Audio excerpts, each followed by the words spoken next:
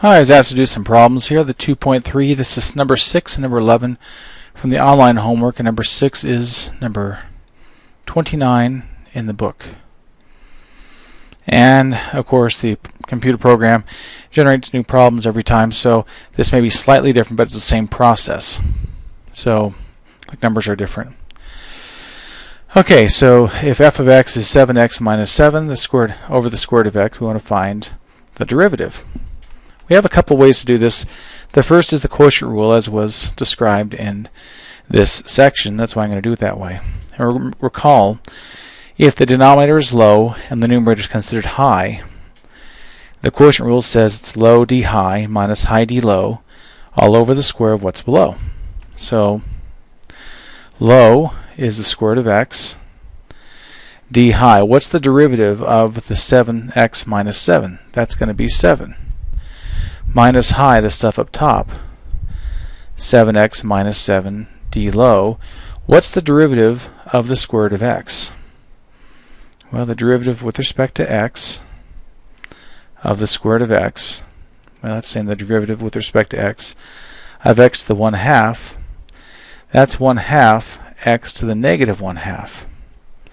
So we'll have times 1/2 x to the negative 1/2 all over the square root of x squared. So let's do the algebra here. We have 7 times the square root of x for the first part, minus, then we have 7x minus 7 over 2 times the square root of x, that's right here, 2 times the square root of x, all over the square root of x squared.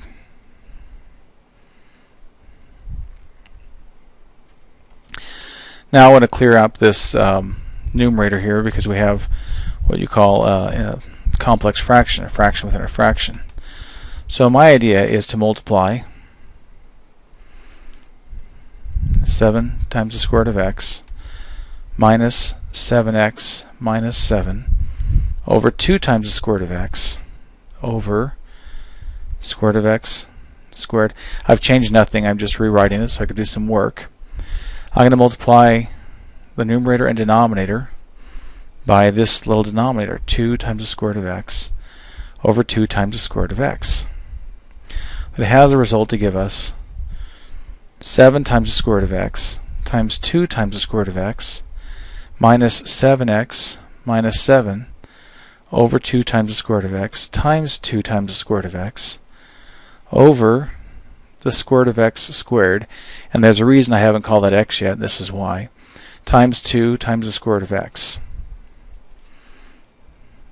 Now, this 2 root x on top and bottom divide out to give us 7 times the square root of x times 2 times the square root of x is going to be 14x minus the quantity 7x minus 7. Over, and down below we have 2 times, we have square root of x squared times square root of x, so that's square root of x cubed.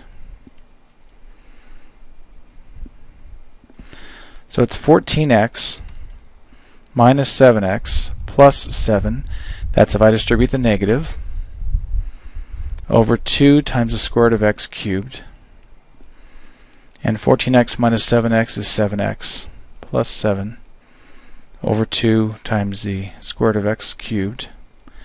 And you could take that one step further if you want to, and it'd be 7x plus 7 over 2 times x to the 3/2. And I believe the online answer is, they just put 7 plus 7x, but that's commutative property, it really doesn't matter. And either of these answers are good to me.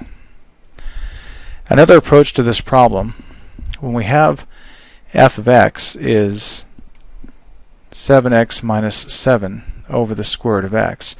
It's a single term down below. So that's like saying 7x over the square root of x minus 7 over the square root of x. And x divided by the square root of x is just the square root of x.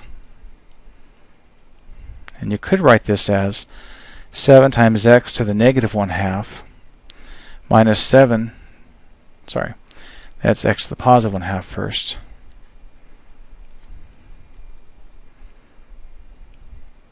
minus 7x to the negative 1/2. And then if you take the derivative, you're going to have 7 times 1/2 x to the negative 1/2. So I just brought that power out front. Subtract 1 from the power. Minus 7 times negative 1/2 times x to the negative 1. Because negative 1/2, oh sorry, negative 3/2, not negative 1.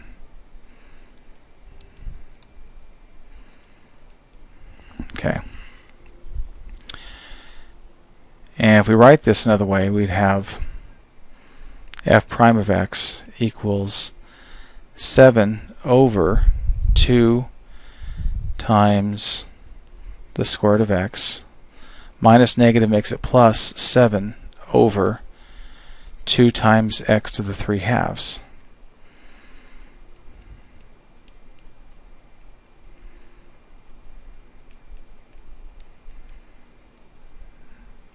If we want these to have the same denominator, I can multiply the first term by 7 over 2 times x to the 1/2 by x to the 1 over x to the 1.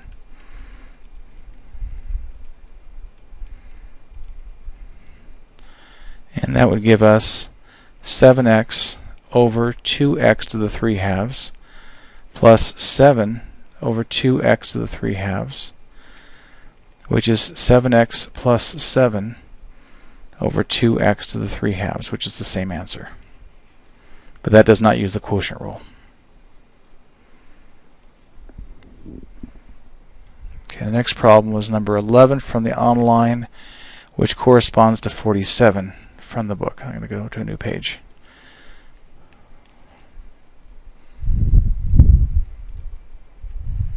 I'm going to close this window because I have a breeze blowing and I don't know if it's making a wind noise on the microphone.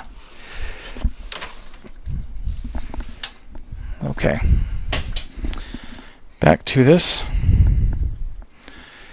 We have y equals 5 times 1 minus sine x over 2 cosine of x.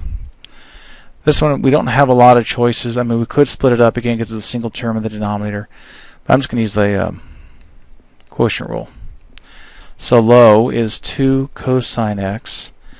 D high, the derivative of the numerator, is going to be, well, the derivative of 1 is 0. Derivative of minus sine x is minus cosine x. So it would be negative 5, because it's 5 here, times cosine x.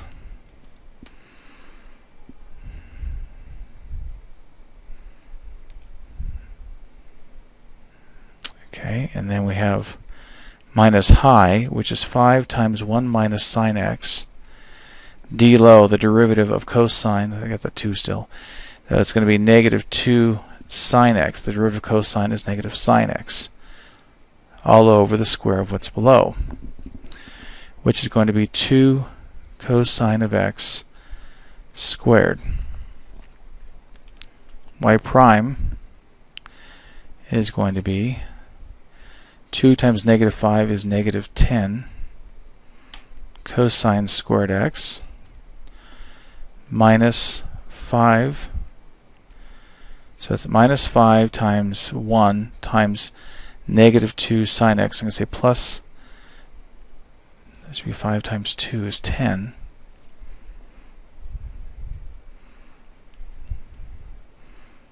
Plus, because the double negative, 10 sine x. Then negative 5 times negative sine is plus 5 sine x times negative 2 sine x is minus 10 sine squared x. All over 2 cosine of x squared.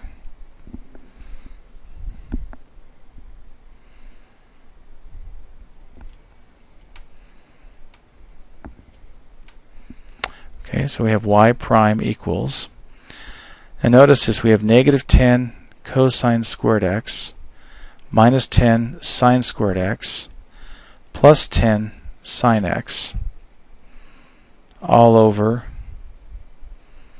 and if I square that, that's going to be 4 cosine squared x. So this part right here, this minus 10 cosine squared x minus 10 sine squared x, if I factor on a negative 10 of that part alone, I have cosine squared x plus sine squared x plus 10 sine x over 4 cosine squared x. So it's negative 10 times what? Well, cosine squared x plus sine squared x, if you recall from trigonometry, is just 1 plus 10 sine x over 4 cosine squared x.